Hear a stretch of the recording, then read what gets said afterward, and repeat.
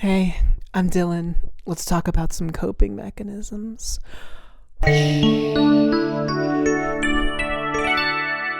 So, I've rated my coping mechanisms on a scale of 1 to 10 to see what works best. Hopefully this will be useful for you too. Let's take a look. Before we start, I want to set a baseline, and that's that I am high all of the time. And while this is a coping mechanism, it's one that informs all of the other ones. I just want to make that clear up top. Another thing I want to address is exercising, meditating, and reading. People are saying that these are great for your personal health, but I won't be rating these because it's literally impossible. You think you have time to do these things, and you do, but you won't. And it's important to admit that right now. For something a little more achievable, let's take a look at lying on the floor. Now we got a few different options here, so we're gonna look at each one. First off, lying face down feels right? Feels great. Unfortunately, you do have to smell your own breath, which at this point is rancid because you haven't brushed your teeth in 3 weeks, so 3 out of 10. Face up, it's a more pensive position. It gives you time to think about stuff, but if you're like me, it's hard because you probably don't have any deep thoughts because you're high all the time. 4 out of 10. And finally, there's lying on your side, which is great because it feels safe. Plus, you get to look at the dust on the floor. That's fun. If luck has it, you might find an old meatball under the couch like I did. Mamma mia, that's a spicy meatball. 7 out of 10. Okay, getting dressed. Everyone's always like, oh, Dylan, you gotta get dressed. Get dressed in the morning. It's good to have a routine. Getting dressed is an easy one. So I tried it, and first thing I want to say is, what's the point? You know, why am I doing this? Next thing I want to say is what's the point? I don't get it. And finally, like seriously, what is the point? Because if you look closely, still dead inside. Makes no difference. 2 out of 10. Video games. I love video games. First of all, they're great because they kill time like no other, right? Second, it feels like you're making progress even though you aren't, but it's nice to have that feeling. Okay, here's the problem. I play a lot of intense games and I sweat. I sweat a lot and it smells so bad. Like it's acrid and bitter in a way that's different from my normal stuff, and it's enough to like really make me upset. So I'm only giving this one a 5 out of 10. Sorry. Reading the news. We're all reading the news, right? It's important to stay up to date. Of course it's devastating, but you can't stop for some reason. And when I come to think of it, this isn't coping. This is the trauma. Honestly, I don't know why I included this one. Negative 10 out of 10. Okay, compulsive online shopping. Look, I love buying shit on the internet. Such a great dopamine hit.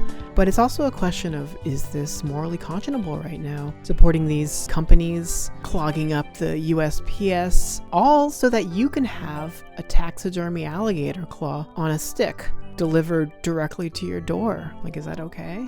I don't know. 7 out of 10. Stroking your face with a taxidermy alligator claw on a stick. Oh my god, you guys. So soothing. It's like ASMR basically. It feels so good. It's also like fun to just look at the claw. It's fascinating. One thing I noticed is that one of the fingers is missing a claw. Do you see that? Is that normal? I don't know. I'm giving this an 8 out of 10. So I couldn't stop wondering, is it normal for a finger to be missing a claw? Google says yes.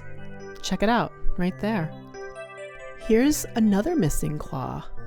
Wild, right? Is it because of evolution? I don't know. I do know that it is cool. This guy here, he's got 2 claws missing. Good to know. And I feel like that knowledge is a 9 out of 10. The highlight of my day is peeping dogs at the park. Remember joy? Remember friendship? It's all there at the dog park. They don't know what's going on. They're having a good time. The only sad thing is when one comes up to you with this like happy grin on its face and you can't pet it. And it's like, why not? Like, are you okay? And you're like, I can't pet you right now. And the dog will turn away back to its friends with this sort of like confused look. And it's heartbreaking. And you think about that face for the rest of your day and you feel bad. It's a 6 out of 10.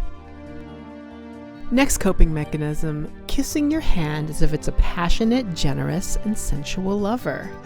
Okay, so first off, I haven't touched another person since mid-March, so don't knock it till you try it, all right? It's also cool because it feels like being a teenager again. Also, it sure is nice to kiss something. Personally, I think it's important to get a lot of practice in right now for when things reopen up. You don't want to be rusty. And finally, it isn't masturbating. Is it? Maybe it is. Maybe, it's sort of unclear. 8 out of 10. Try it out. Banana bread. Look, if you're one of those fools who doesn't like to do things because they're too popular, like, get a grip on yourself. Banana bread is delicious. Okay? Look at this shit. Look at it. I made that. And it's super easy to make. It's a flexible recipe, it tastes amazing, and I don't have a joke for this slide. It's just an uncomplicated recommendation. Try it out, 9 out of 10. Vid chatting friends. I miss my friends so fucking much, and this is my only connection to having a social life anymore. Don't let them see you cry on camera. Vid chats are so precious and so important. I feel like I could vid chat all day, all night. Except, don't they get kind of boring by the end? And you feel a little bit of relief when they're over and you can finally get back to kissing your own hand, right? You know what I'm talking about? 10 out of 10, baby. Okay, that's it. I hope you had a good time. I hope you learned something new, and I hope you're doing well. Hope you're having fun. And that's it. Bye.